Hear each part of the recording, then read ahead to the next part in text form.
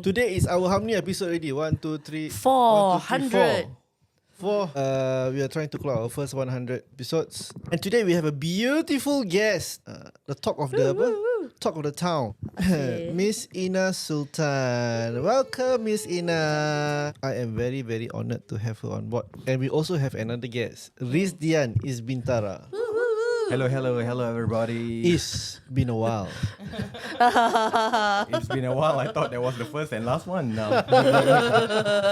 Good to be back, Hakim and Laila. Thank you for having me back. Having Is on board is like I don't have to host, I think he will just take on from here. No. Autopilot. You got showmanship.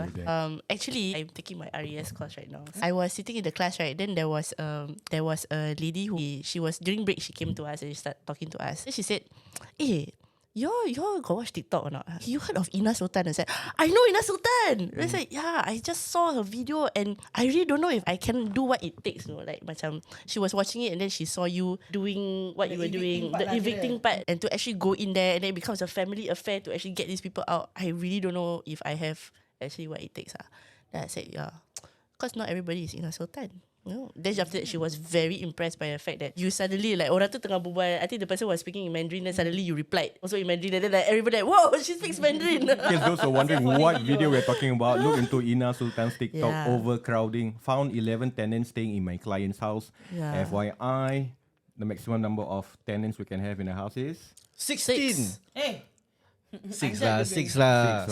I'm very fresh off the course now. So Ina was Yeah. whole unit rental is 6 people. So Ina was the landlord's agent and she had to come down and evict these people. Hey, but you don't feel any no heart for these people lah. Kesian them ah. I think as owners, normally owners will kesian lah. But that's the thing. I think the owners have agents because the agent should follow contract. I feel because agents if feel lah, but then I think my job is to follow contract lah. As per contract, if let's say have to go, means have to go. And also maybe because I've done it for so many years already. So maybe I give you 1 day, 2 days, or no, I cannot give you 1 more month. They will try all sorts of ways, especially in current market. Because rental is expensive. So if they want to leave urgently, where to go? No, you remind me like army CSM or RSM lah. Cannot means cannot lah. Cannot means cannot, no choice. And of course I have to take care of my client lah. Then client will use you over and over again, right? So in the end, what happened to the story? Actually I must say, firstly, right, because it is shared over so many times, and plus the news, all news angle it in a different way. And also my angle was when all these interviewers come and ask me, I told them that I'm not going to answer anything about my client, the house, all personal details I'm not going to share. But if you ask me any other details, for example, where I belajar Cina and all, okay, I can see. So because of that, everybody put in their own version of story. Just like what you said, that was your version of the story. That's not what that's not even true. No. That's not true. So I think you should take us back a step further. What happened with this case? So actually what really happened, HDB went down. Okay, HDB does random checks because especially current times, the rental is so high. Chances are a lot of people will do overcrowding. And I think now a lot of houses doing overcrowding, so they come purposely to check at random. So when they come and they check random, so they said, so they told customer and all that this house ada overcrowding. So owner inform me. So owner is not in Singapore. So owner inform the brother who is a POA, but POA is also not in Singapore on holiday. Dia dekat holiday lah. So the owner tell me, now HB say like that lah, 11 people. So I say, okay, never mind, I will go. So when they tell me on that day, I message the agent and tell them, the agent, HB already say that tomorrow please ask them to leave 8 PM. I will come down to lock the door. I told her, then dia macam, alamak, then how? I think to talk already. HB already say HB saw. I cannot do anything. Please leave. When I come the next day, I need somebody to video me, right? So of course I get my son to come, and then I need somebody to come and like somebody big to come and follow me lah. Bodyguard. So normally if I do all this, last time I used to go alone, but sometimes end up in some quarrel or threaten. Sometimes they threaten to kill you and all this. Serious ah? Pause. When you heard that you have to evict them, what was the feeling like? Did the agent said that the tenants will be very stubborn? Maybe they put up a fight. Nobody asked me to evict them tau. HDB did not ask me to evict. HDB didn't ask you to evict them. Did not ask me to evict. Okay. But based on contract, if you are found more than 6 people, you will have to ask you to leave. And you broke one of the major clause such as this.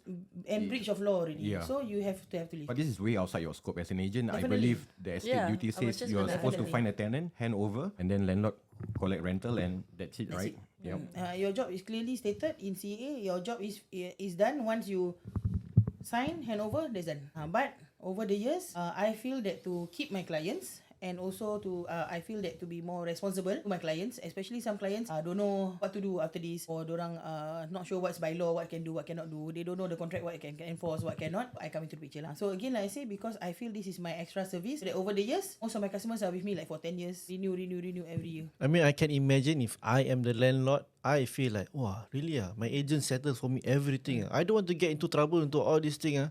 Then she's the one who she solves my problem. How did your landlord feel? Did he or she say anything?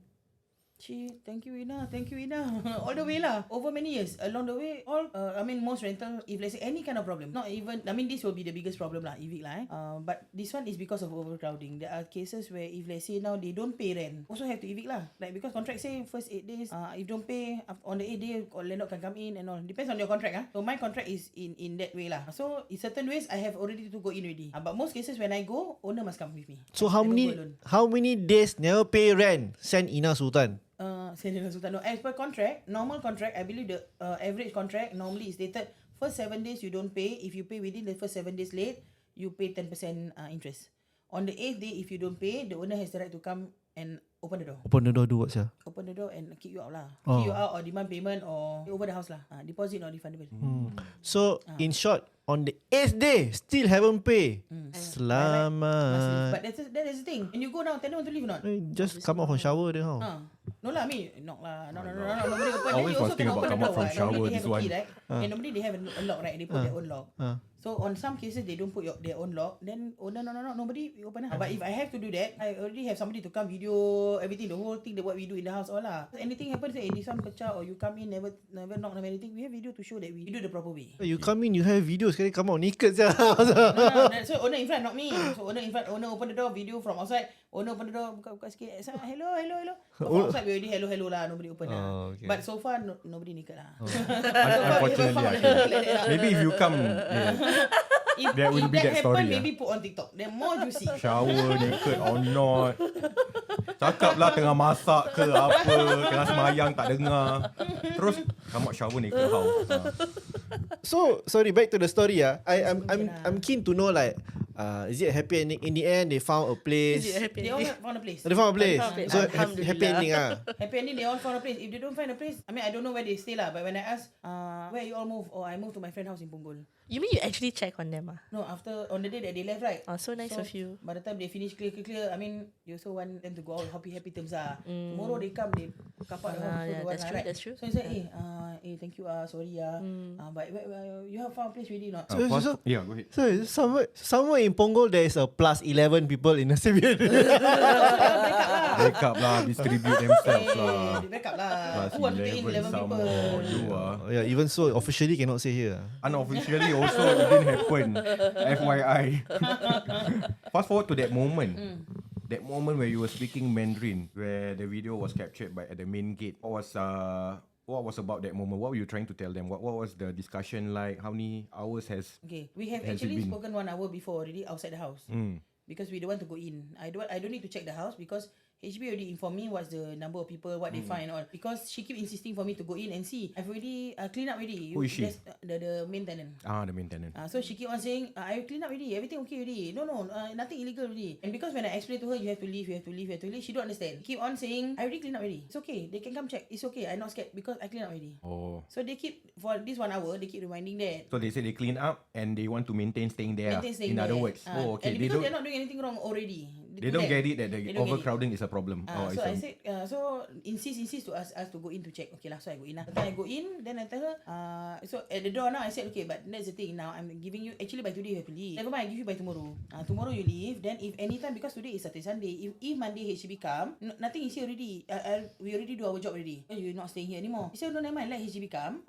They will see that we have 6 people. So because they repeat for 1 hour already, and the corporate agent also repeat, and she's still like, I don't know whether you don't get it or because you're stressed or. Corporate agent was Chinese, right? Speaking Chinese. Mandarin to them, Speaking obviously Mandarin. translating everything So back. she is there, so she must be there because I tell her in English, she translate. But whatever he replied, I understand lah.